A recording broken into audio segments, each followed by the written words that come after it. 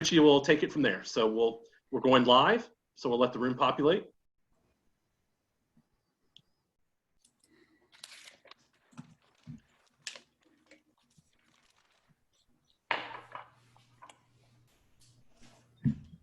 So welcome everybody to this session of the Basketball Embassy's Virtual Coaches Clinic. Layson Perkins here, and I'm excited to have a special group of coaches and people here today to talk recruiting. So I know this is we had recently a women's coaches panel in which we talked about recruiting, and so we want to do something very similar on the men's side as well. So I'm going to turn it over to our moderator today, who is Richie Schuler. Richie's a former college basketball coach, now works with ESPN as a TV analyst. And Richie's going to introduce our panel, and then we're going to take off and just get into depth about recruiting at the international level. So Richie, thank you for being our moderator today, and the floor is yours. Absolutely. Appreciate you, Layson. This is exciting for me. Haven't been around the game for the last 20 plus years on the coaching side of things. This is fun for me to get a lot of perspectives on the international recruiting experience and whatnot. And our panel here, I'm excited about. We got an outstanding blend of coaches, great mix of professional coaches, collegiate coaches, coaches that are internationally coaching, a lot of great recruiting expertise and player development, a lot of knowledge in this Zoom room from a lot of different backgrounds and different perspectives, different age groups, even stages of coaching careers. So I think it's great to get a great blend of flavors on our topic for the day, but have several questions want to go through, but nobody wants to hear me talk. They want to hear you guys talk. So I wouldn't mind going around the room here and allowing you guys to introduce yourselves one at a time. And then maybe tell us, after you tell us a little bit about who you are, tell us in your personal opinion, what is one of the most important characteristics or maybe a key to being a great recruiter? Maybe Steven Petrovich, we can start with you. Well, I'm going to introduce myself. I played collegiate level, played for Furman University for a couple of years, then went back, had a good offer back in Red Star, played for Red Star, my former club in Belgrade, Serbia. After that, played pretty much all over the place in Europe, France, Italy, Spain, several other places. So I've been in basketball all my life. Played for a Serbian national team, 18 and under, 16 and under, so on and so forth. But I opened my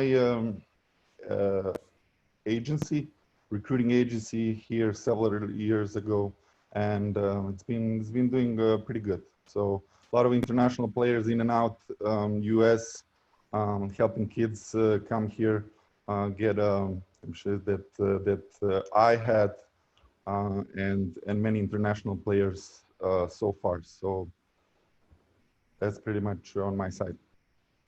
Appreciate that, Coach. How about you, Hanno? Coach Metala? Yeah, played college ball for Coach Rick Majers back in the late '90s at Utah, and then that's why got to wear the shirt today.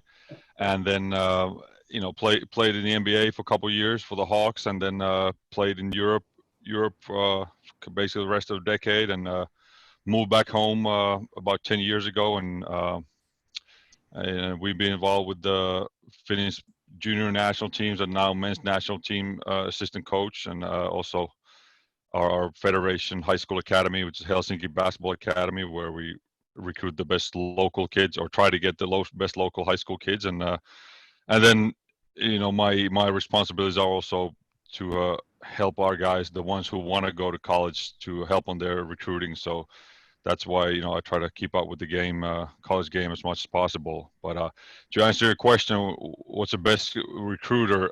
I think a coach that is honest and tells the truth. That's if you can trust someone, then it's easier to work with.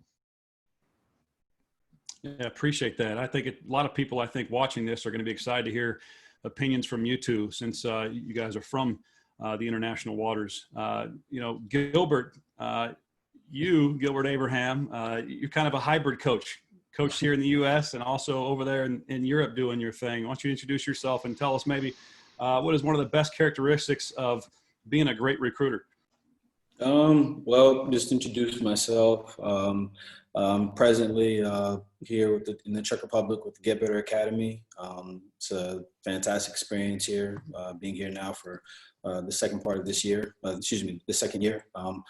Basically my role is a skill development director here, and I assist and coach with all of the teams that we have here. And on top of that, I run my own skill development company. I have over 10 players that have played in the NBA, and they're also currently playing in the ACC, SEC, and several other conferences in the US. I also direct for Point Guard College. So those are the major groups that I'm involved with. Just to answer your recruiting question, I really think for me personally, it's, being able to recognize transferable skill sets.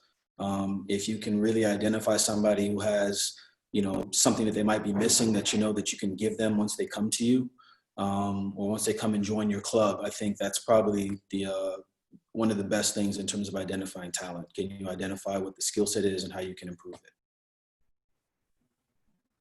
Thank you. Yeah. Okay, Coach Paul Biancardi, you have a wealth of experience. I'm sure you can shed some light on what you think is a great recruiter, and tell us a little bit about yourself as well. Thanks, Richie. And I'm excited about being here, but with this diverse panel, I know most of these guys, and they bring not only a wealth of experience, but they bring a dimension to recruiting that I think we all need to listen to and hear, because everybody has such a fascinating background in the game.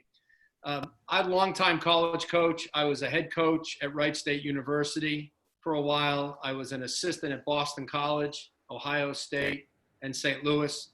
I also worked for the late, great Rick Majerus, who Hannah played for.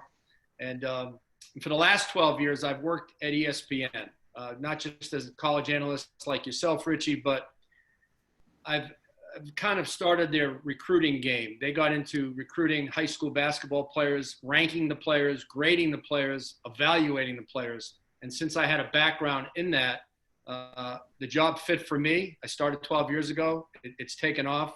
We televise all the high school games during the season.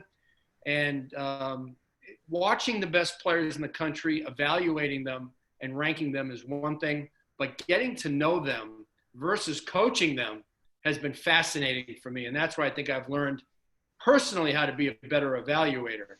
I thought maybe when I was coaching, I was a good evaluator of talent. Rick Majerus upped my game a little bit on that. And then also for the last 12 years, I think I've become a much better evaluator. And to answer your question, what makes a great recruiter?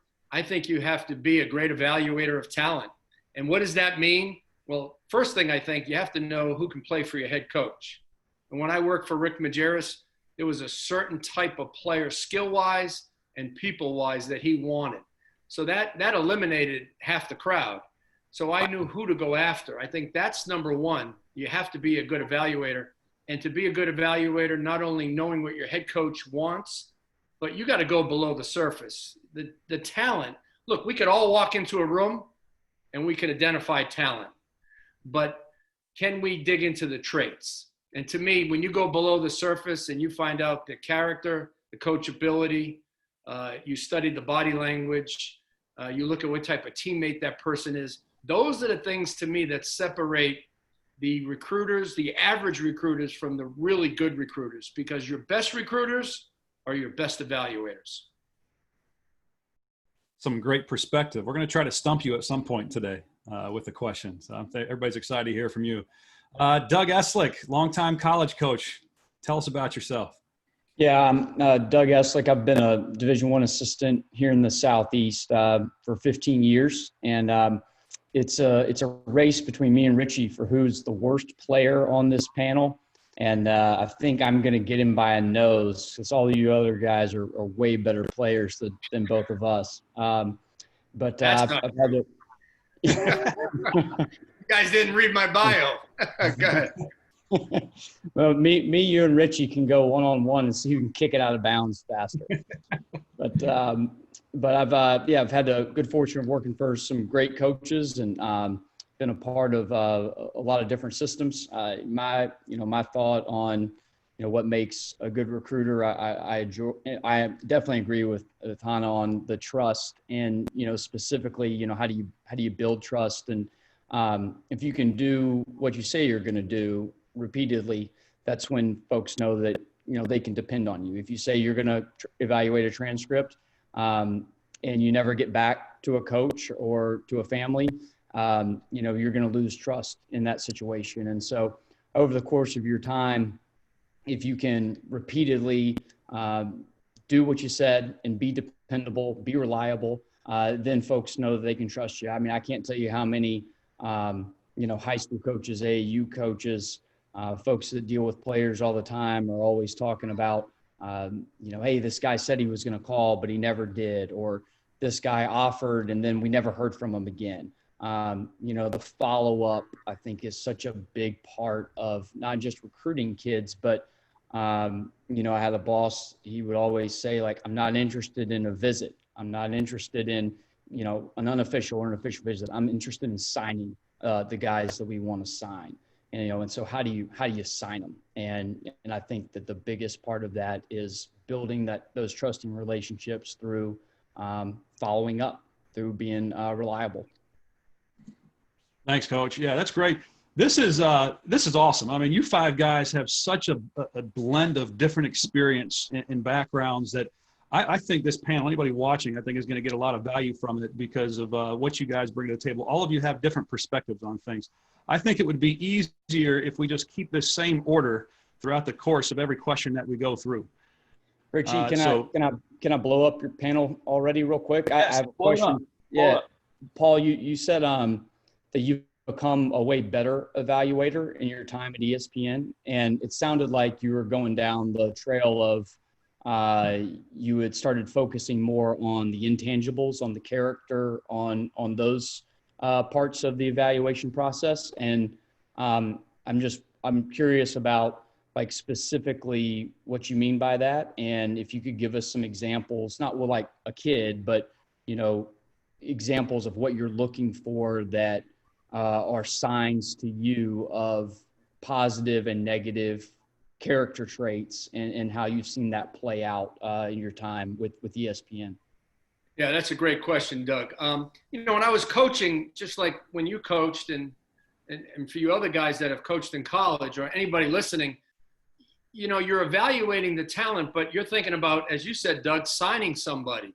And you're dealing with multiple prospects in different classes. You get your own team.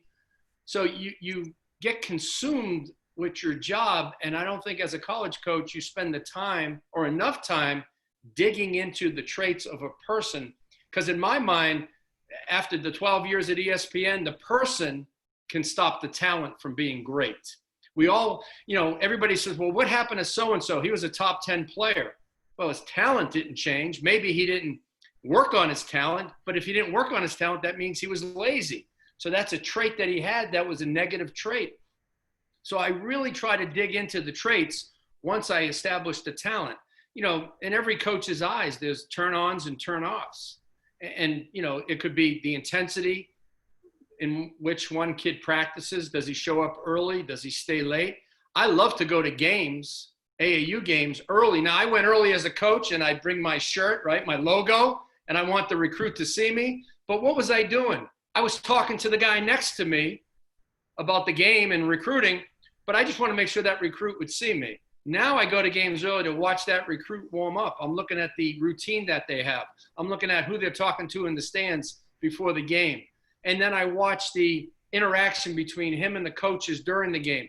When a player comes off the court, does he just give the coach the wave? Or does he look in the eyes of the coach if the coach is talking to him? Does he sit next to the coach? Does he go down to the end? Does he put a towel over his head? Does he not talk to his teammates? And once he's sitting during the game, is he engaged with the game, or is he into his selfish feelings? So I'm looking at so many different things. And in practice, I'm looking at, is a player coachable? Can he take direction? Does he have basketball IQ? Obviously, you're looking for energy and effort. That's like the common theme. But I'll tell you what else I'm looking for with energy and effort.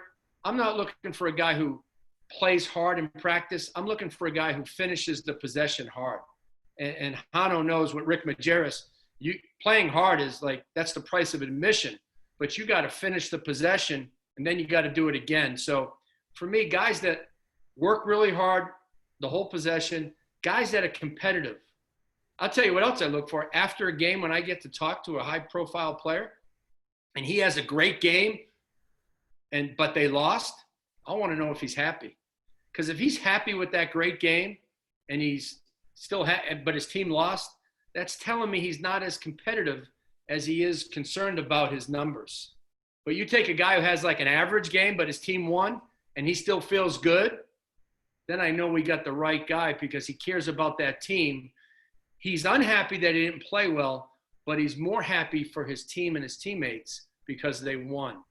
I'm looking at so many things that are team-oriented first, individual second. Yeah, I'm looking at skill. Of course, I'm looking at physical measurables, defense, rebounding, IQ.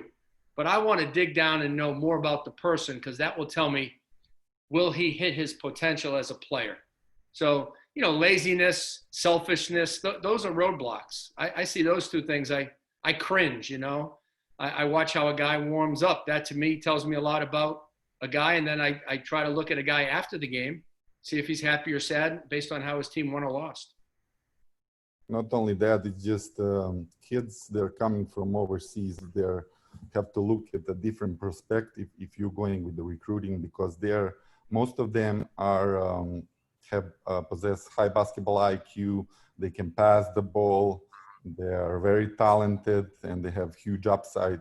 Where can you look at it here? Most of the kids can jump out of gym. They're more athletic. So it all depends on the coaches who can play for who, you know. Yeah, and the last thing I want to just mention, and that's a great point, Coach, but I love to look at guys that impact the game without scoring. That's the first thing I look for after the skill level. Okay, we all need guys who can shoot it and score it. Okay, but how does he impact the game without scoring? Assist, on-ball defense, off-ball defense, being a great positional defender, taking charges, rebounding, steals. I mean, there's endless ways that you can impact the game without scoring. I have categories that in my head that I look for beside the obvious guys who can score because everybody's watching the ball.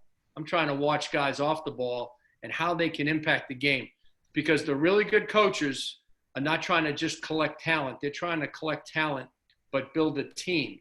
And that's why you see teams that you hear TV announcers all the time say, well, you know, they're underachieving because they may have talent, but it's a bad collection of talent. Yeah, Doug, I'm glad you brought that up to get us talking on that topic because, you know, the next thing I wanted to really bring up, and let's start with you, Coach Petrovic, since we're going to kind of keep the same order, is, you know, talking about the dynamic of the assistant coach recruiting versus the head coach recruiting. Everything Paul Biancardi just talked about, is that something that both coaches are doing, or is there a different dynamic, and how do you balance, you know, those roles between an assistant coach and a head coach during the recruiting process? I think we lost Steven, so maybe we can start with you, Coach Medela. Well, I'm speaking obviously from the other side of the recruiting. You know, I'm kind of representing or helping the player, international player, to deal with a college coach or head coach. First thing, you know, I kind of wrote down a couple sentences or a couple words, you know, to get ready for this Zoom. And first thing was that the head coach's involvement is crucial. I think for international player, if the head coach is not all in, if the recruit is basically not head coach's recruit, there's a very good chance for some trouble down the street. I mean, I know, you know, assistant coaches are usually, you know, leading kind of recruiting, but the American head coaches, college coaches, they have to understand that it's a whole different deal trying to recruit an international player, let's say from Europe, than it is for a local kid. You know, so the head coach, I mean, if head coach is talking to a recruit maybe once a month, you know, and it's always the assistant coach calls and then gives the phone to the head coach and he says a couple words, you know, that he's not into it. I mean, so that's, you know, the best experiences we've had or successes that our kids have had in college are the ones where head coach is all in. The head coach is one who kind of leads the recruiting, and that's a huge thing I think for me. But obviously, you know, for assistant coaches, he needs to understand that then once the kid is signed, if he's an international kid, he needs extra attention. He's maybe coached back in Europe, or his family, they need probably a little more attention, so they feel comfortable. Obviously not with the times of Zooms and Skypes and WhatsApps, all that. That's a little different deal than 20 years ago. But to take an international kid, you need to be ready to see him as a different type of person and a player. Just like Esteban said, their players are different and the characters are different. So I would say the head coaches need to be involved 100%.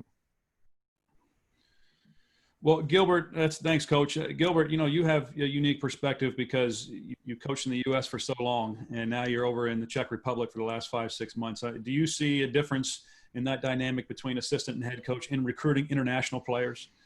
Yeah, definitely. I mean, this season, we've had 7 players of our players that we've helped sign to schools in the U.S. And then last year, when I was also here, we had another 8. So we've had 15 that we've sent to the U.S. And the head coaches being involved is huge, in comparison to the assistants.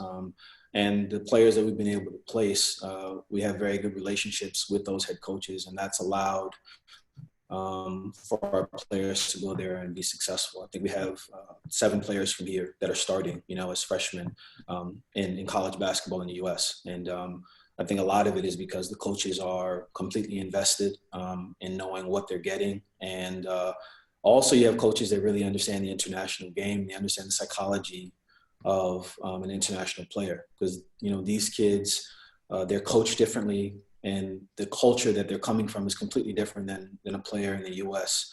And then the style of play plays a big role in that. So a lot of the objectives of a player or their mindset is completely different. And, obviously we all want to win basketball games. I know that's all important for all of us. But the way that a lot of these kids go about doing it, especially here in Europe, is different. And it's really important that both not just the head coach, but also the assistant coaches understand that, so we can get the best out of the athletes that go to the U.S. Makes a lot of sense. Coach Biancardi, you've coached a lot of international players when you were coaching college basketball. Now you're dealing with some of the highest level players in the world. What's your perspective on that? In terms of different styles? Well, maybe just the different roles between an assistant coach and a head coach, and how are they balancing that dynamic? Well, I mean, the head coach, obviously what Hanno said, every kid wants to be recruited by the head coach. That's not going to be the case because the head coach doesn't have that type of time. That's why he has assistant coaches. I think the assistant coach that can establish a relationship, build on that relationship, and then maintain it, of the best recruiters, not just the ones that call you when they need something. How many times have you guys gotten a phone call just when you need something from a coach and you never hear from that coach again? That's the biggest mistake that college recruiters make. So if you're a good assistant coach in terms of building a relationship and maintaining that relationship and creating a trust factor, I think you can do the job as an assistant coach until the head coach needs to come in to get either serious about it and offer us a scholarship, because at the end of the day, the head coach, me being a head coach, I'm going to put you in the game. I'm going to take you out of the game.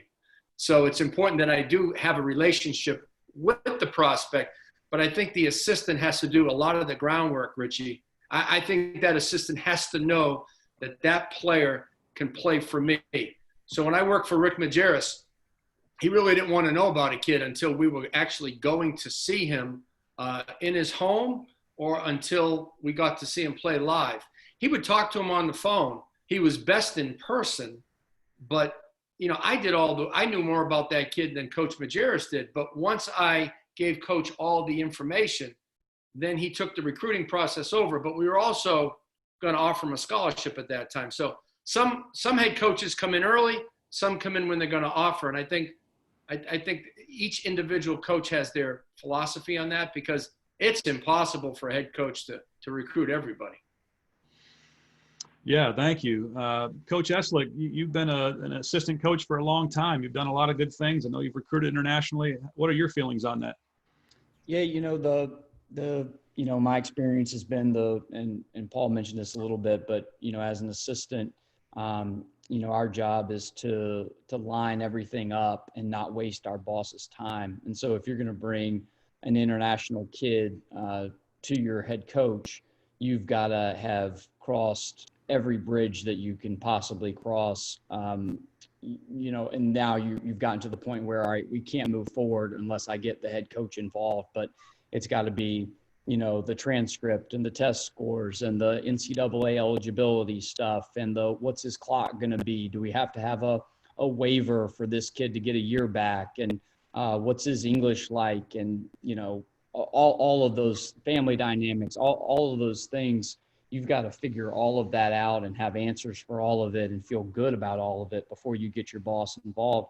And there's just going to be a ton of time. Like, my experience has been, one of the reasons I love working with Steven is that, he's not going to call you unless he's figured most of that stuff out already and has all of that lined up. But, for every 10 international kids that you check on or you talk to or you hear about, 6 or 7 of them have NCAA issues that you're going to have to fight your way through with transcript stuff and getting things translated. And like, there's just so much more legwork for an assistant when it comes to international recruiting that, like, it's impossible for a head coach to be involved in the entire process. Like, if a head coach were involved in all 10 of those kids, like, he would be wasting an enormous amount of time. Like, those assistants have to sort through all those different kids and all their situations and figure all of the ins and outs of that out. So now you're taking one kid to your head coach. Hey, coach, here's the international kid that I think you need to communicate with and watch film on and get to know better. You just can't have him involved in a bunch of different situations because there's, during your season, he's trying to win games. He's dealing with all of your players and administrators and all the other stuff that's on his plate. And now you're asking him to, figure out time zones and set up calls at random times with families. It's just not feasible. And so I hear you guys that are saying head coach, and I agree. Like, we all love head coaches. They get to call the timeouts. They make all the money. They have all the fun. I agree. But, like, it's all the assistants until you get to the end.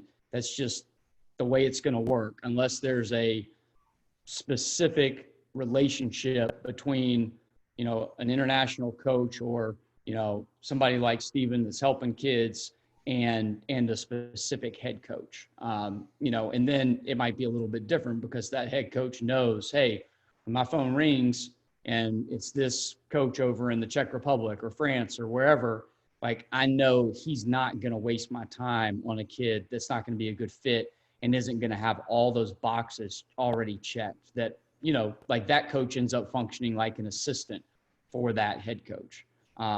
Because there's so much more to international recruiting than there is with U.S. kids. Like, there's just way more, details and legwork to all of it. Thanks. Steven, any thoughts on this topic? Yes, We lost you there for a moment.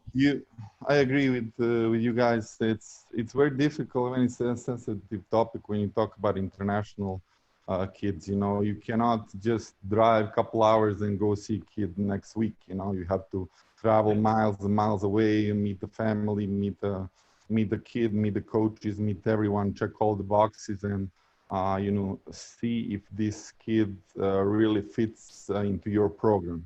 I understand that all the assistant coaches do the job, but at the end of the day, as soon as head coach gets involved, the better for the kid and for the family. It's all about the relationship at the end of the day, and if the kids trust assistant coach, head coach, get involved, the sooner the better, in my perspective. Hey, Richie, I got a question. I'd like to ask the panel, what are the biggest roadblocks, obstacles that you guys face on having coaches, look at your players from the international market. So Doug and I were talking about how hard it is for a head coach to get involved with an international player. The assistant has to do all the character background, the academics. There's international taxes. I still believe that's an issue. So there's a lot of issues, and not just issues. Maybe it's logistics with international players. So what's the biggest roadblock for the international player to get a scholarship, and how could we help? That's for anybody. Yeah, I can start. I think just from my experience, the more talented the player is, they have options. And I think a lot of times, you know, especially in the US, I don't think people understand that some of these kids can start professional careers right away. So you have competing agendas going on across the board from that perspective, because a kid technically can go and sign with a club. It may not be the highest level, but they can go ahead and start playing professionally right away. There's that. And then the other piece is outside of the club that I'm in, are they speaking English?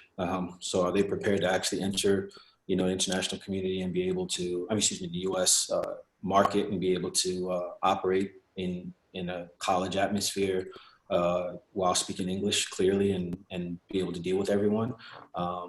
And then the other biggest piece, just based off my experience here, is, you know, can they adapt to the culture? And so, you know, I would basically just kind of say that, you know, I think probably the biggest things, especially with vetting out, you know, what will work as far as with coaches in the US and then, you know, athletes here, is basically making sure that there's like a trust and accountability that's made with whoever is connecting you. Because with the college coaches that I'm speaking with on a daily basis, trying to help our athletes, they know me from my experience in the US for years helping other players. So if I'm saying something, there's a track record. And I know with this group, that's the case. There's certain people, you know, you can call and you're going to be able to get traction pretty quickly, because they know they can trust you and they know you're going to give them or only recommend something that's going to work. And if you don't have those pre-established relationships, it's very hard to be successful here, you know, or in connecting the dots. So. You know, from my perspective, probably the number one roadblock in the last couple of years is the free agent transfer market. You know, I think the international kids are the biggest losers on that. I'd say 5 years ago, if I talked to 10 coaches, maybe one or two is like, yeah, you know, we have one or two spots, but we're looking to get a transfer, older guy. Now it's 7 or 8 out of 10. Yeah, we have two spots, but we're trying to get it. We're trying to get older. You know, we would like to develop high school players, but rest of the league is getting older. You know, and we get our, you know, butts whooped. So we need to get older. So that's it's a big issue. You know, to get a actual scholarship. But like, you know, like for me, you know, working for the federation, and you know, like my job is not to just find a scholarship and, you know, done deal. Like, you know, it's, you know, and you know, my job is to try to help and try to find the right spot. If there's no right spot, you know, then don't go.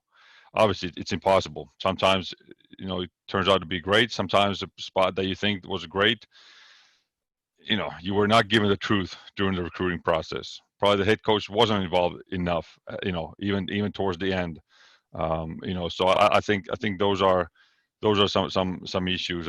We luckily, you know, we have a great education system here in our sports high school, since probably average of 20 athletes to students to NCAA every year. So our offices here know exactly what's needed, and we never had one issue with any academic or issues. But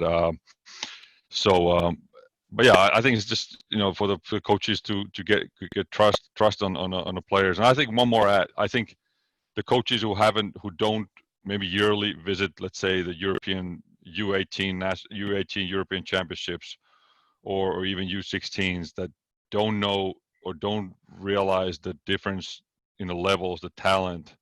You know, that's also you know, you see them signing players who, you know, aren't at the level of maybe some of your guys, but you know, we understand that they trust the American kid. They see him play against another 16-year-old every day, whereas, you know, let's say a European kid plays against 20, 25-year-old, 30-year-old every day.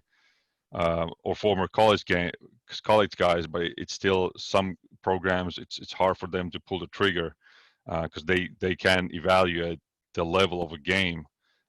So I think those are some of the things that I would point out. The issue that I have, it's coaches asking me, in particular, because I help over 50 kids in the past 10 years. Who is recruiting? The first question that the coach would ask me is, who's recruiting the kid? And I come to the coach and say, okay, coach, this is why I called you first, because I know that this kid would fit in your program. But in couple months, if you don't take a look at the kid, if you don't go talk to him and check all the boxes, he's going to be recruited by other schools, and there's no chance that that you will possibly get the kid at the end of the day. Another thing is that most of the team clubs, when you're dealing with very talented kid coming from overseas, international kid, it's when the club recognize that and wants to offer him a professional contract. So the kid has to sit down with the family and weigh his options and see what is the best situation for him. Does he go for a pro deal, or he goes to States and go to college? I think one roadblock is something that you brought up yesterday, Doug, by email, and I definitely wanted to talk about that. Is as a college coach, I think it's very challenging for you to have to evaluate players by video, especially if they're international players. Now, in the world of COVID-19, evaluating by video has become more and more the norm. But Doug, would you mind shedding some light on that? Because I know that was a concern and an issue for you. It made it difficult for you to recruit internationally.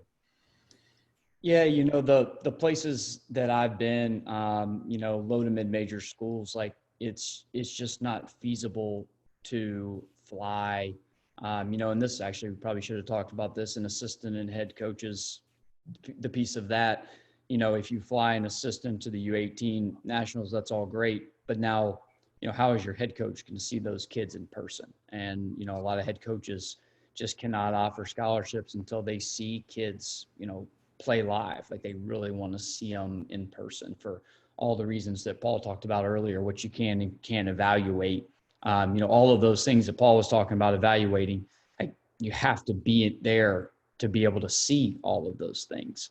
And so that is a huge challenge where you can get, a head coach really comfortable with a kid that they've seen play in AAU in a high school game, and then in an individual workout, and they've been on your campus and you've had lunch with them, and you can get a head coach really comfortable with that kid.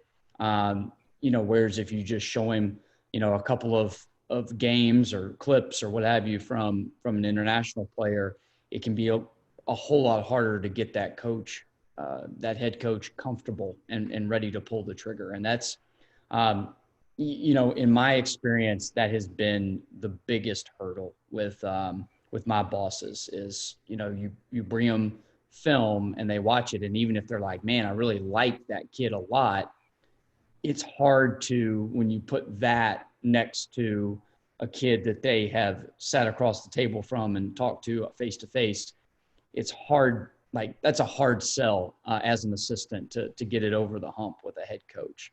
And I don't necessarily have an answer for that unless you're, at a college that has the kind of budget where, the assistant can go and sort through all the dudes and figure out, all right, whenever, this is a good time to get the boss back over there, or maybe your assistant can go and see the U16s, and then you've got some kids targeted, and then you can get the boss back there, subsequent summers. But to me, that's the mountain to climb as an assistant that's trying to convince the boss to pull a trigger on an international kid is the evaluation thorough enough, and can you get your head coach comfortable enough? And some of that is just, the experience that head coaches have had signing kids from that club or from that international coach. If they've coached a couple of them and it went great, then they're way more likely to be comfortable taking that coach's word. Gilbert mentioned most of the people he deals with are coaches that have known him, and Gilbert has said, hey, this kid can play for you, and they didn't take him, and they went to a school in their league and kicked that team's tail, for 4 straight years. Like, man, next time Gilbert tells me about a kid, I'm signing him. And now he's in the Czech Republic, and Gilbert says, hey, remember you didn't take Johnny a couple years ago. I'm telling you, this is the next Johnny. Like, he's coming in your league and he's going to crush you. So establishing those trusting relationships, like we've talked about before, goes a long way in that, in bridging that gap. But that in-person eval is a hard thing if you don't have a head coach who is personally handling at least parts of the international recruiting and is making those trips overseas to see kids face, in person. Well, let's go to Gilbert on that, because Gilbert, you've bridged that gap. You've been there 5-6 months in the Czech Republic. You said you've had, would you say, 7 kids, I think, that have signed to American universities. Yeah, it's actually my second season. I'm sorry. It's actually my second season. I was just saying, like, since I've been home. Okay. No, So, that's cool. But it's great because the challenges of evaluating by video. How are you bridging that gap to these college coaches? How are you helping college coaches sign these kids? What are you doing to make this process easier on them? Yeah, the most recent kid that we had signed, he actually signed last week. What we've been doing is we've recorded all of his workout footage, basically showing his progress and what he's developing and working and getting better at, as well as his in-game footage, because obviously when the season ended, there was no more room.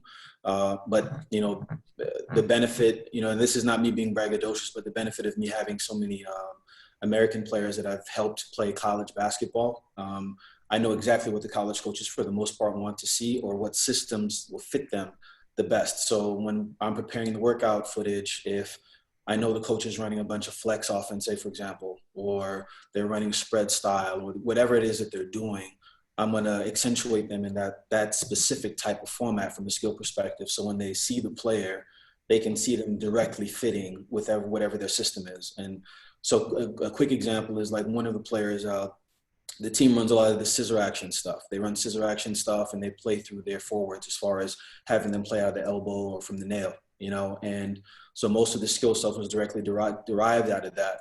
So when they look, like it's this kid fits, right? And they have the confirmation of what I have to say, and they're vetted as far as their grades and all of these other things, their test scores, everything else that matters is all done. So all they have to do is say, hey, I want this kid and this kid fits.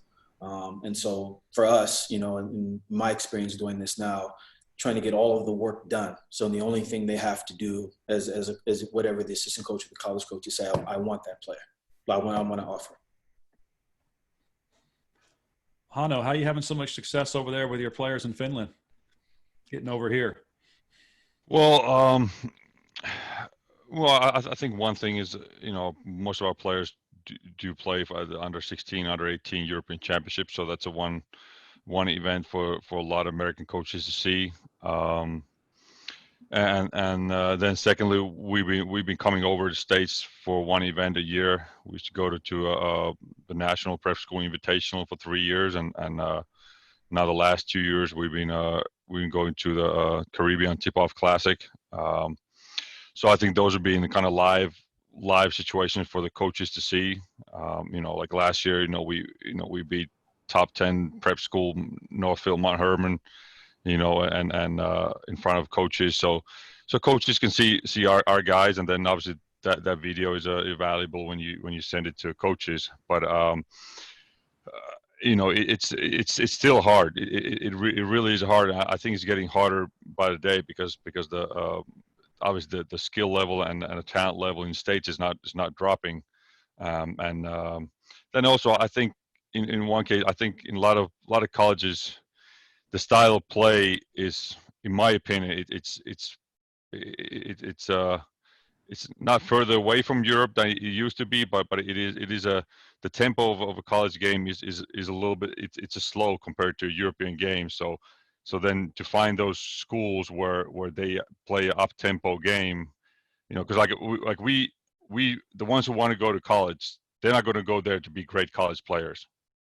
I mean, yeah, that's part of it, but they go there to become professional basketball players. Just like I tell you, if someone goes to St. John's law school, he's going to go there to be a great lawyer, not a great law student. So I think to find programs that like their job is to develop pro players. You know, yeah, only one, you know, thousands of go to NBA, but to find those schools that the coaches, you know, they know and understand what it takes to be a European pro. So how can this kid get better in 2-3 years or 4 years and start his pro career? Because like Gilbert said, because you know they have a lot of options to start pro career now at maybe a little lower level, or go to college for 1, 2, 3, maybe 4 years and get a higher level.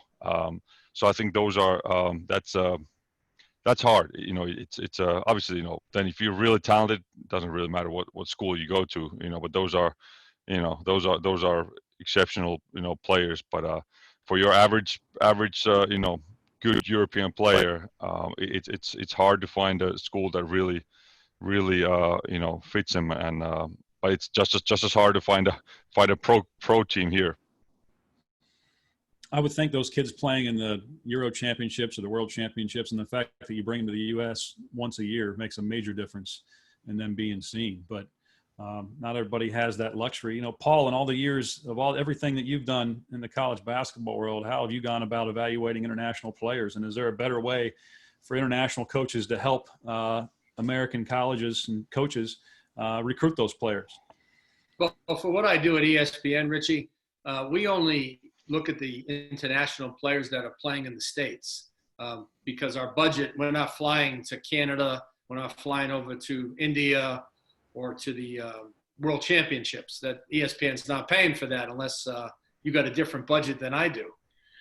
But so, I mean, my look on the international kids are the kids that come here and they go to different schools, whether they're private, independent, or prep schools. And I think, you know, the second best thing is if you're an international player to come here to the U.S. to play in events, because it's going to be easier for a college coach to see you. Now, make those phone calls and let college coaches know that you're coming to, you know, a certain event so that they can show up at that event and see your players play. Film is good, but, you know, film doesn't tell a lot. It doesn't tell your athleticism. It doesn't tell you know, your interaction with your teammates as much as you would see it live. Film is good for skill and maybe some basketball IQ, but it's really hard to get a full, thorough evaluation unless you see human interaction before the game, during the game, and as I mentioned, seeing a prospect after the game interact with people. Come to the U.S., playing events here, and get to know people. I think that's important because we all heard the word trust. Okay, so if anybody on this panel now calls me about a player, I would be happy to look at that player and at least give my opinion on that player because I trust what you're doing on the other end. Trust is a very valuable word in all this because without trust, you're just throwing meaningless words to the wind. And look, we've all been duped by people before. People tell us that this kid's the best, you know, ninth grader that they've ever had, and he's the #1 player in the country. I mean, I get phone calls and text messages that I could write a book about. So I have to outweigh what is hyperbole and what is fact. And fact is only fact when I actually see it. So the more you can build trust with people, the more you can come play here in the States, the better. Steven? One thing that coaches have to understand it's that kid coming here from overseas needs a year of development. If you guys agree with me, and I'm gonna tell you experience that I had from a kid that played for University of Georgia, successful, was a starter for 4 years. He came into South Kent School as a senior. after that year, he was just an okay player, power forward who can, come out, pick and pop, stretch, knock down threes, typical European big man, and had maybe 3 mid-major scholarships.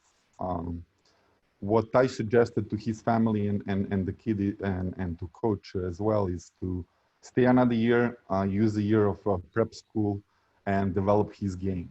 After that year, he had offers to go to Kansas State, Georgia, South Carolina, you name it. So I believe if the kid is coming here, it's the best thing is to come earlier and use that 1 year playing in front of coaches, developing his game, learn the culture. I just advise all of my kids to come as early as they can. Thank you. For those who may be watching and they're coaching college basketball, they want to recruit overseas. What are some things that international coaches can do to work? Maybe club coaches can work with college coaches in order to more efficiently help international players get here throughout the college recruiting process. I mean, is it placing them in prep schools? Is it getting them into a recruiting service? How can coaches work together from here and internationally to streamline this, to make it easier through the whole process? Maybe Hannah, we start with you. Yeah, I think so your question is how can the American coaches help the international kids? Is that a question? What can they do to work together? How can international coaches and club coaches like yourself work together to make this happen? I think the coaches that the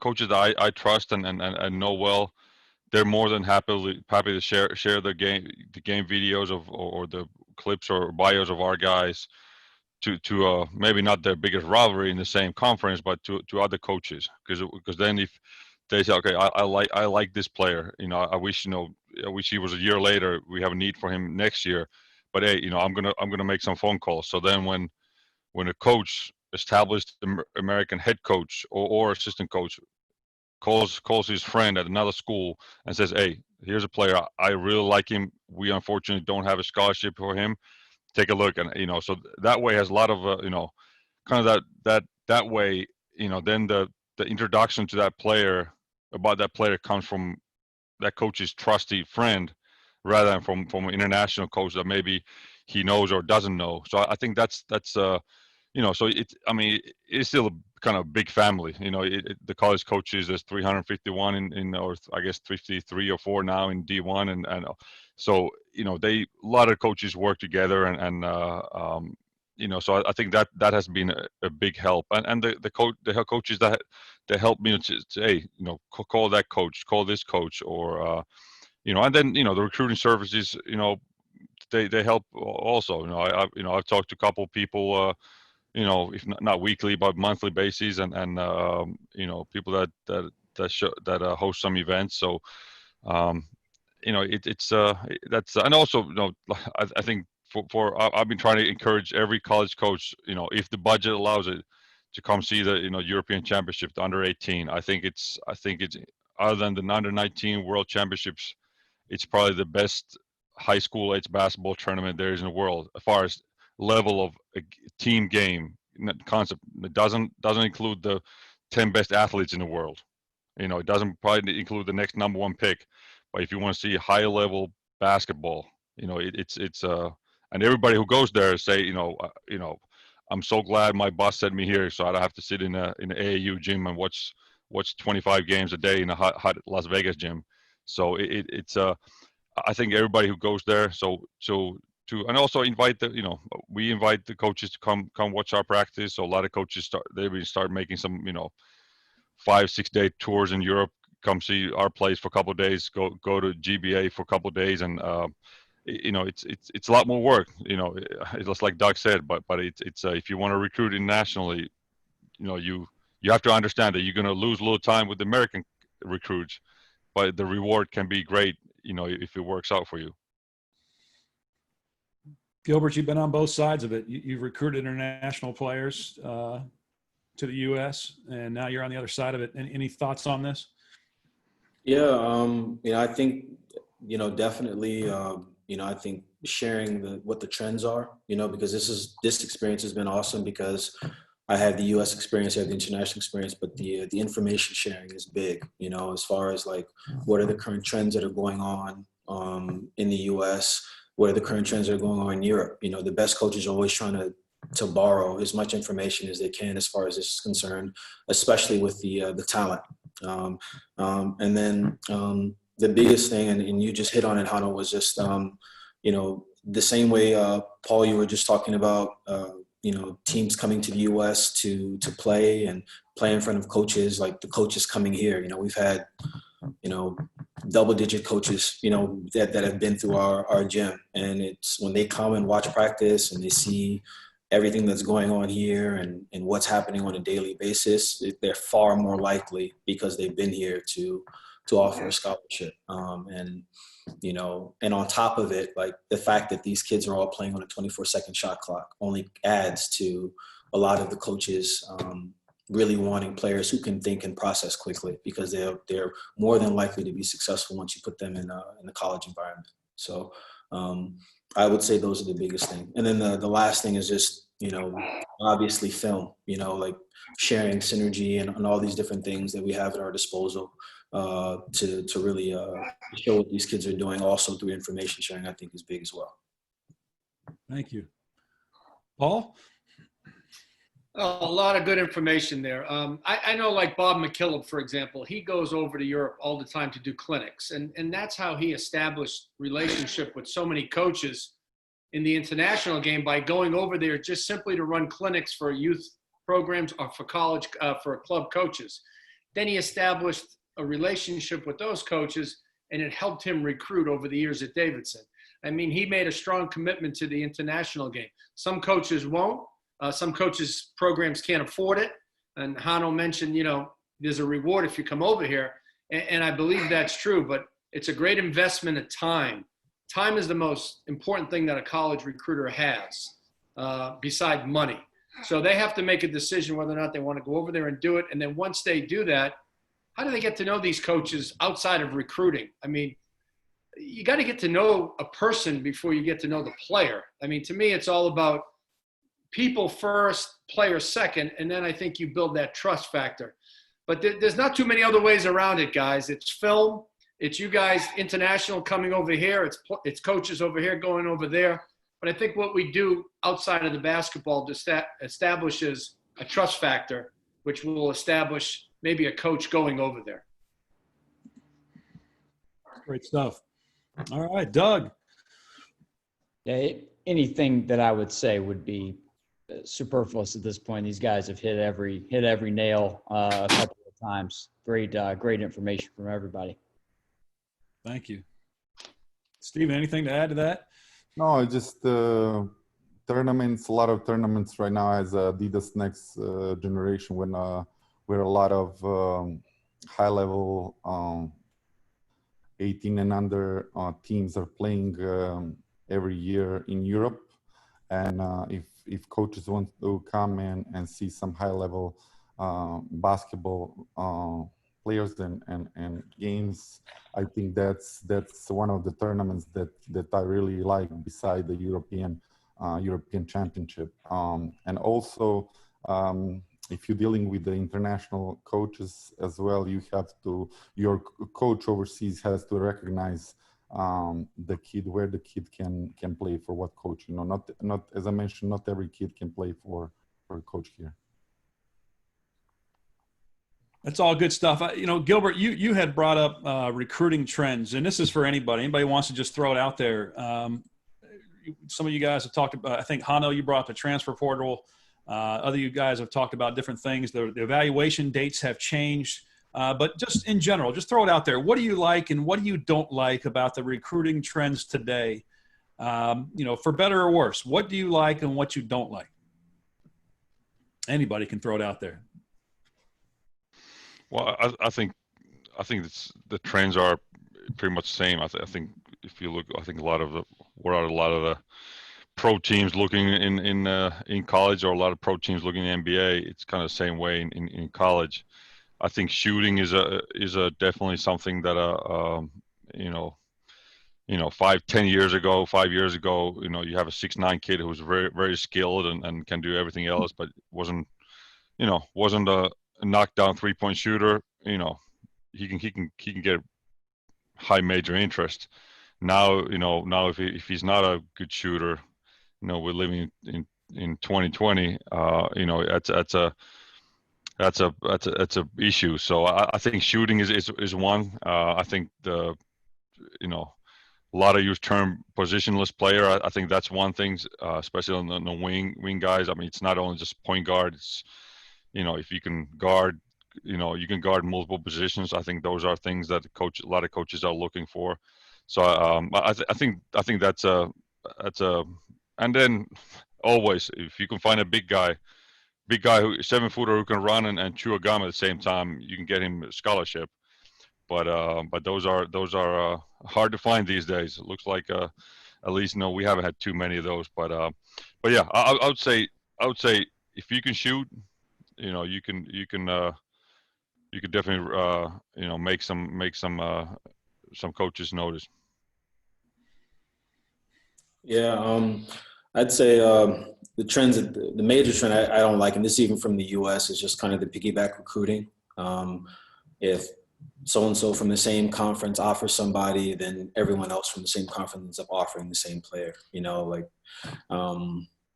It's for me, it's like if you know something is good, have courage and just offer the kid and go after the kid. Don't wait for somebody else.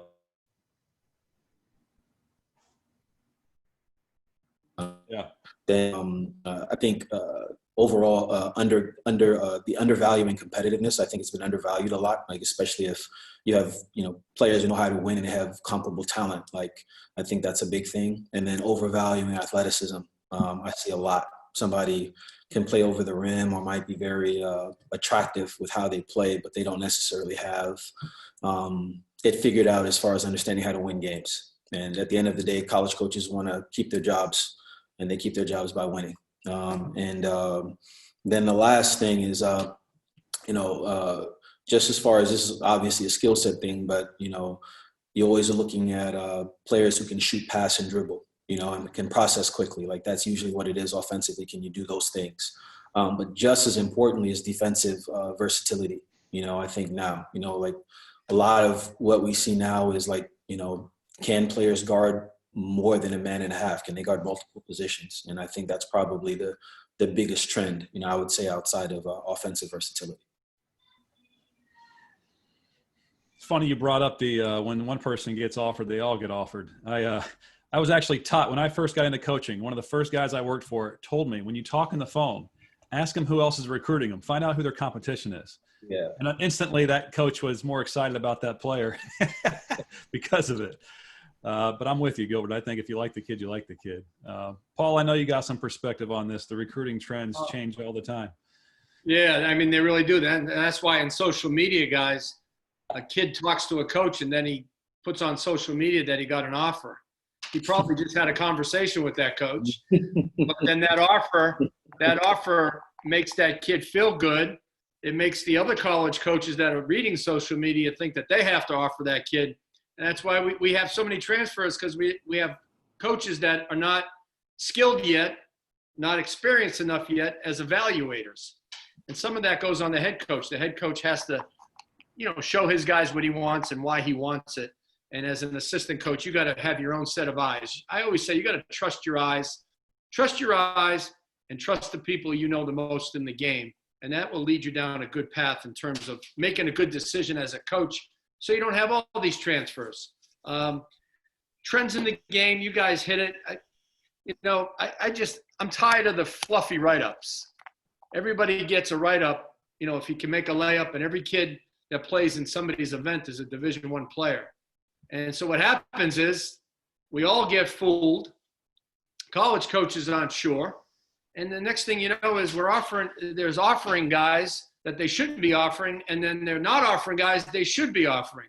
So it's very convoluted right now because there's a lot of fluff and then there's the facts. And the facts are what you see, when you see it, and who you talk to that you trust. I mean, recruiting is hard, but evaluating can be easy. You can't make evaluation a hearsay. It's got to be something you directly seen, you directly talk to that person, and you've done it over and over again. College coaches make it hard for themselves because they listen to too many other people versus the people that they trust.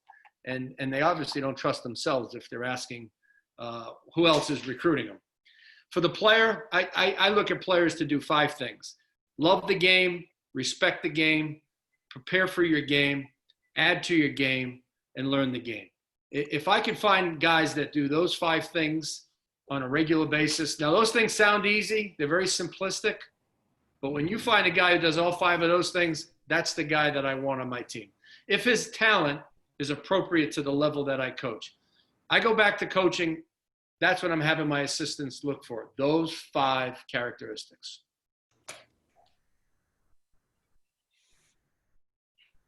You dropped the mic on that, Coach. It's great. Doug, how about you, man? I try to remember who mentioned it earlier, but the transfer portal, I think we all are assuming that come January that the NCAA will vote to allow immediate eligibility. They'll get burned at the stake in the Twitter world if they don't. So if that's coming, and I am a international coach and I have a kid who's getting recruited, I am running as hard as I can to get those kids signed in November, because April is going to be all recruiting is going to be is college coaches sitting there refreshing the transfer portal page to see who comes on. And those kids are going to get over recruited like crazy. And they have proven production, at whatever level that they're playing at in college. And that gives a great sense of security to coaches about who they're signing and what they're going to be able to do, on their team next year. And there are a ton of kids, high school and international kids, they're really going to have a hard time finding a scholarship in April of 2021. I think that immediate eligibility and that transfer portal, those 2 things, when you combine them, is the single biggest change in the recruiting game. And it's coming for everybody here in just a couple of months. Like, it's going to really make some big waves in April.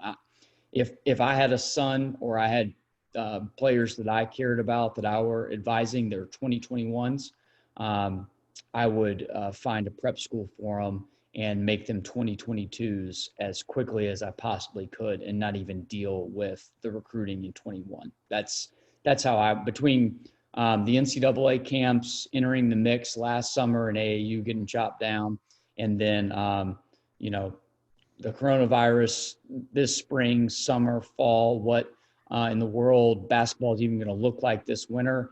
If my son were 2021, I'd be moving him into Hargrave. Like, we're not doing the try to find a school in 21. And I just think it is that upsetting to the system. I think people are not talking about it enough. I don't feel like it's going to be a huge deal in my mind.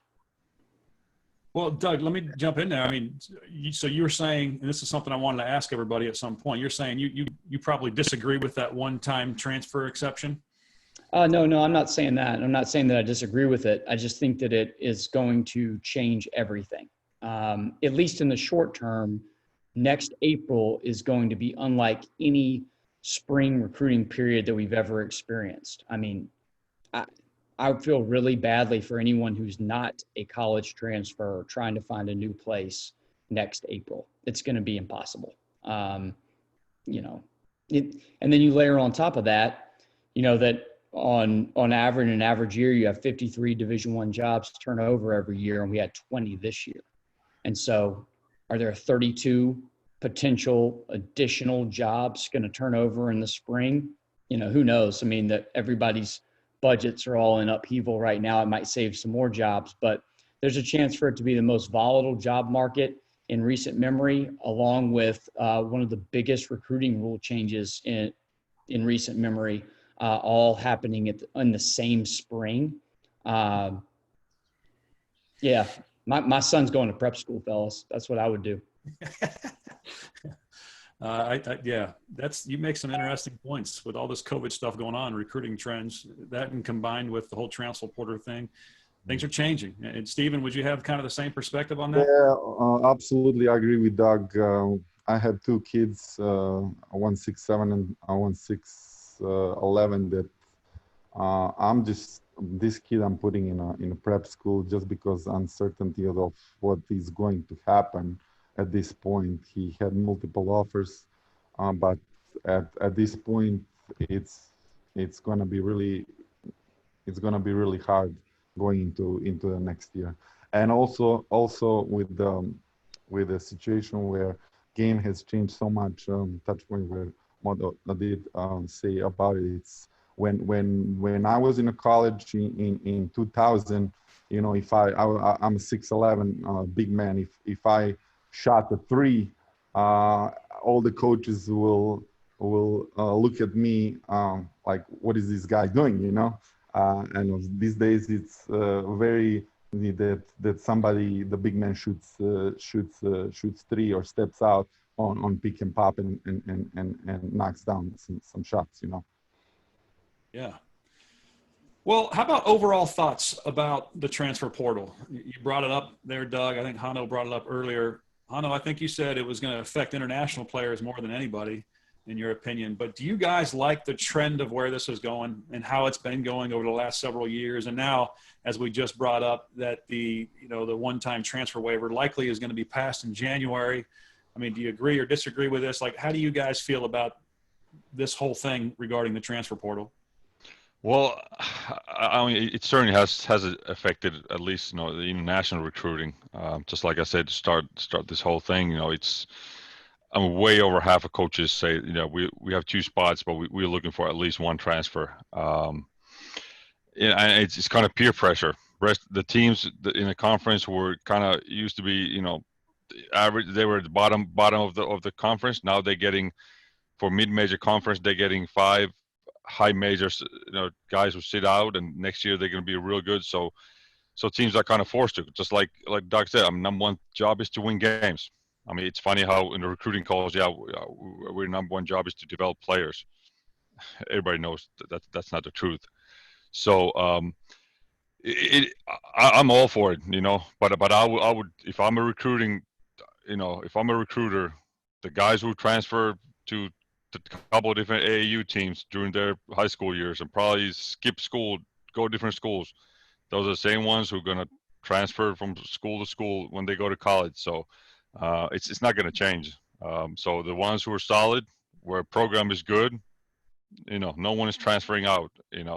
And like Paul said, they recruit the right kind of guys. If you recruit 12, if you in your 13 roster spots, you have 13 guys who average 25 plus in college, in high school, and they were the go-to guy in their in high school. Yeah, you're gonna have problems. But if you recruit a couple guys who just had double in high school, they were role players but really good at that. That's it's a tricky business. Paul knows. I'm sure Rick Majers told him that Michael Doliak was have NBA championship. I play with him. Majers offered him a scholarship after seeing him in a warm up at a whatever event. He didn't even start for his high school team as a senior, I think. Majers liked his hands in warm ups, offered him a scholarship because he knew he was going to work his butt off. He's as big as a battleship, and he shoot threes. So we had two big guys who were shooting threes. So you need to recruit the right guys. Don't recruit the flashy, the headline guys. So I think it's going to be interesting. I think I agree. Next spring is going to be very, very crazy. But I think still those schools that trust the characters, they're going to be in good shape. Coach Abraham, how about your thoughts? I'm an advocate for player empowerment. As far as them having the options, to basically do this. I think if a coach gets a better job, they have the right and the opportunity to go get a better job in another place. I think that's all, kind of part of this, but at the same time, as far as this, the market is concerned and what the impact will be, I think, just like what Hano said, for the smart coaches and the smart cultures, obviously you're going to get the most talented player you can get, but if somebody is transferring away from a program, usually it's for a reason, and so I think, with the programs that are really good, the rich will get richer, but you'll have other programs that are definitely going to be looking to add talent and develop it, especially for the good programs. And so overall, I just think, this is more of a global thing, where it's more so just about the mindset of instant gratification, trying to get your product done right away, trying to get, this microwave society kind of thing. But at the same time, the teams who do it the right way, that develop, that build chemistry, that know that it takes time, I don't think that's going to change, as a result of this transfer portal. It's interesting. Yeah. Yeah. And I, Hano, you had said, if a kid transfers through high school, he's probably going to transfer in college too. And then you're talking instant gratification, Gilbert.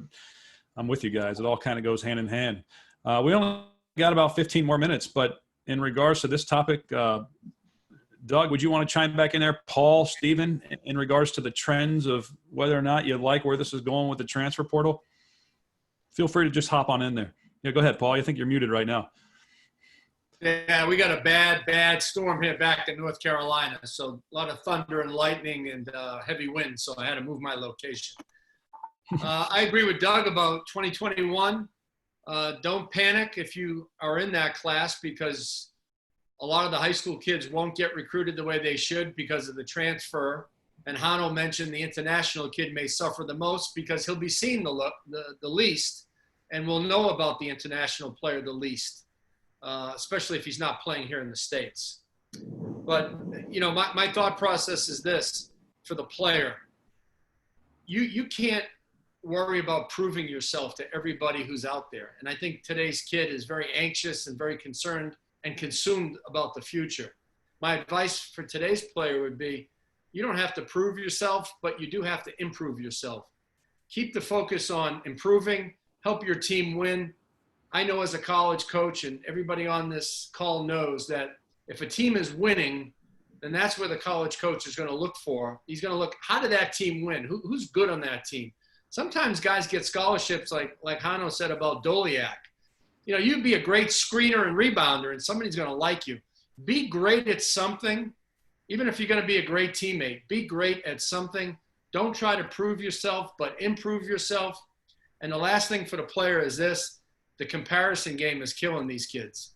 They're all comparing themselves to somebody else, whether the other person is real or fictitious in their recruitment. Kids got to just be concerned with their own game and their own self, because it's killing kids when they're looking at what program they're playing for, what gear they're getting, how many minutes, how many shots, how many offers, and their game is dwindling down. So focus on themselves. Don't play the comparison game. And for the college coaches, I just think that more than anything, try to become a great evaluator so you know what your head coach wants, so you don't make mistakes, because the more mistakes you make, more transfers are going to be out there. Hey, Paul, regarding, players comparing themselves and that kind of thing, do you feel like social media has hurt in that aspect? Because there's so many videos out there to watch. Yeah, social media, Richie, but also people say, well, the rankings, you do the rankings. Well, that's what I do for a living. Doesn't mean you have to compare yourself to everybody else. You can embrace what's going on in this world, but not get caught up in it. And it's hard for a 16-year-old kid to say, well, why is he ranked and why am I not ranked? Well, that could be a whole Zoom topic by itself. But okay. Yes, the comparison is going on all over the country, and I see it, and I'm telling every kid and every coach and every parent to be consumed with yourself. Don't be consumed with other players, because when you're consumed with somebody else, you don't improve. You don't get better. It's the same thing for us as professionals. The focus has to be on development, improvement, competitiveness, winning. Those are the words I want to use with kids, not exposure. That's a hollow word. That's a fake word. Highlights, all those words kids get lost in. I mean, I love a good highlight, but a good highlight's not going to get you a scholarship. And let me just tell you about exposure. So let's get this ugly elephant in the room on the table. Exposure is nothing more than an opportunity. And every kid talks about, and parent says, I want to get my kid exposure. Wrong philosophy, wrong approach. Why don't you worry about or be concerned about getting your kid being a better student, a better player, and a better person, and then exposure will find them. Exposure is opportunity, and the more you play, the more opportunities you get. The more you improve, the more people will be impressed. Some great nuggets. Great nuggets. I Yeah, go would ahead. like to add, kind of on the overall topic and a little bit what Paul said about the play evaluation. I think a thing that I'm sure a lot of the American college coaches do understand, but maybe some of the listeners or some coaches don't. The fundamental difference between a high school age European kid playing in Europe and American kid, the American kid pretty much every time he steps on the court for a game, especially on the AAU circuit, his number one job is to impress a college coach and get a scholarship offer. That's pretty much true. I mean, yeah, if you play for a high school, and you haven't changed your high school 3 times, yeah, you play for a championship. But parents probably say, hey, let's try to get a scholarship for you. And a lot of you guys say, yeah, where can we find a scholarship? So the American kids are brought up in this culture where they're like individual company, even as a 9th grader, 10th grader, the juniors. Like their job is to play well in high school in one game or event to get a scholarship. Whereas a European, like for us, I mean, yes, I help. We try to help the ones who want to go to college, but our job is in no way to try to develop players for college. In our daily routines, we wouldn't care less like the way we try to develop our players. Would that now fit? Yes, I mean, then if it fits, it's basketball is a universal game. So it is, and when they play here or play for our country in the European championships, they're not there to play and get a scholarship. So, there's advantage, pros and cons. American kids, they're played kind of under that pressure their whole life. Like they need to play well because, every AAU game there's someone watching. Whereas, if our kid knows, okay, we play this couple of games a year in the States, or okay, now this college coach is watching this one game in this whole year. He's seeing this is the only game he sees live. Then that's a lot of pressure. But I think that's a fundamental difference. In the two kind of sports cultures. And so that's also the evaluators, the college coaches have to understand that as well. For international kid, it's a little bit different when he plays for his country or for his team. He doesn't play to get exposed to and seen by coaches. He plays just for the team, for his coach, for the team, for the country. Which here, as you say, Hannah, that if the kid goes out there and play the game, he's there to impress the coach. So I think that's a huge difference too.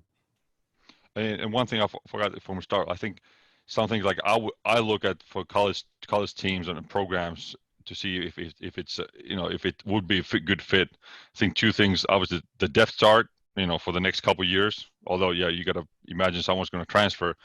And the second thing is the rotation, because college game is we like it or not, it is the slowest tempo game in the world for over 18-year-olds. It is. So you can play with 6-7 guys. There's most timeouts and the longest timeouts. In Europe, timeout is a minute. It's not a 4.5 minute media timeout. So in Europe, I mean, you have to use 9-10 guys. You have to. It's great. We don't have anyone playing over 24 minutes. No one. If you play 35 minutes in Europe, you're playing for a bad team, and they're playing slow. So so a lot of these college teams, they say, yeah, we want to offer you a scholarship. Then you look at their statistic, they use 7 guys, and they have 5 seniors for next year. Well, what's going to happen? So then there's some great coaches who understand the value of, hey, let's use 9 or 10 guys. So I think that's the depth chart and the size of rotation is huge because the college game affords you can play with 6 guys, unfortunately. Can I make a point, Richie? Yeah, go ahead. And you guys are right about the American game with the AAU, but that's changed a little bit over time, guys. The Nike EYBL is a competitive league, and there's a lot of coaches in that Nike EYBL who coach for their team to win, to go to the Peach Jam, which is a very prestigious event. It's nothing like the World Championships, but I can tell you firsthand, it's competitive. Winning is the most important thing, and everybody playing their role to help their team win is emphasized. Under Armour has their own little setup, and Adidas as well. So I think the grassroots game has come a lot further in terms of winning. There's a lot of programs out there that emphasize winning and playing your role. And then there's still the summer basketball where it's about showcasing. And I think, again, a good assistant coach, you recruit programs. Just like I'm going to go recruit from teams, club teams that win and emphasize winning, high school teams that win. I have red flags on a kid who transfers multiple times. So there is a way to figure this all out, but there are a lot of good AAU programs and summer basketball that emphasize winning. And I think the good coaches know that, and they look for it. So it's not all showcase, but in the last 10 years, there have been showcases where people show up, they pay a fee, they go on a team. They don't really get coached by anybody. It's repulsive pickup basketball, as Rick Majerus once told me. And I think that has hurt our game more than AAU is the setup showcases. I think that was a setup for failure. Agreed. Probably have time for just one little tidbit from each of you here in the panel. One last one. In the way of international recruiting, maybe just give any final thoughts that you have that you'd like to pass on to the attendees, or maybe words of advice from a recruiting standpoint internationally, or maybe even, if you were in charge, what changes you'd like to see made in the international recruiting process. Just give us your final thoughts before we got to head out. Anybody want to jump in first?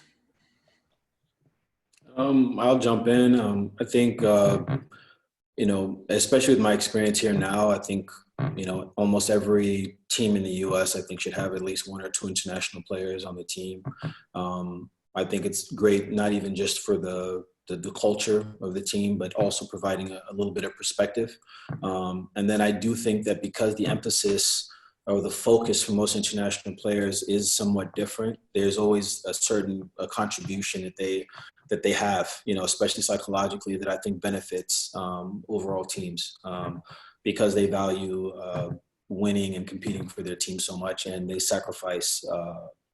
Again, this is all very stereotypical, everything that I'm saying, but for the average international player is going to put the objective of the team over whatever their individual success is. And I think there's certain professional teams like the Spurs, San Antonio Spurs, and you see always consistently have international players for that reason.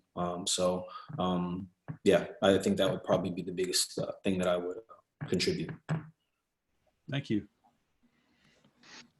I think both the players and then the college coaches I think the success rate of international kids will be higher if they like Gilbert said, they understand that the European players, especially they're more team oriented stereotypically. Obviously there's more, there's all spectrum, but stereotypes. So like I think a lot of times, I get the call back after about 2 months, like, yeah, your player, he should be more aggressive, meaning he should take more shots but he's taught here, if someone is open, you pass the ball.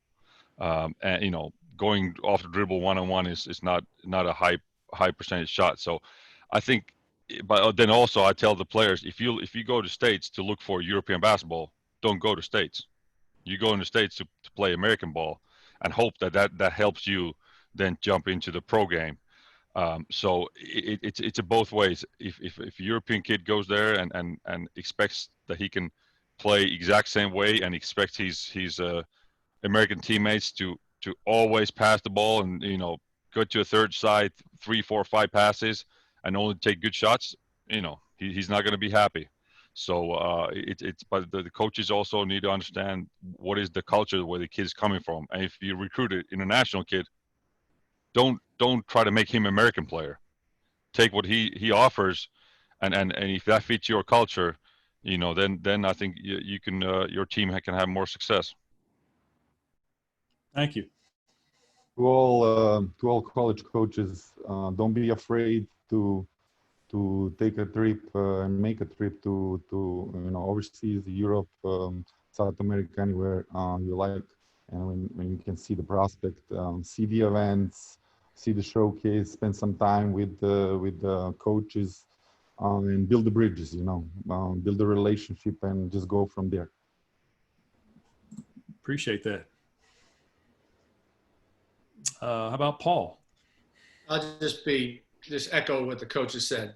The most important thing I think an international coach can do is to know their player, as a person, so that they can give accurate information to the college coach.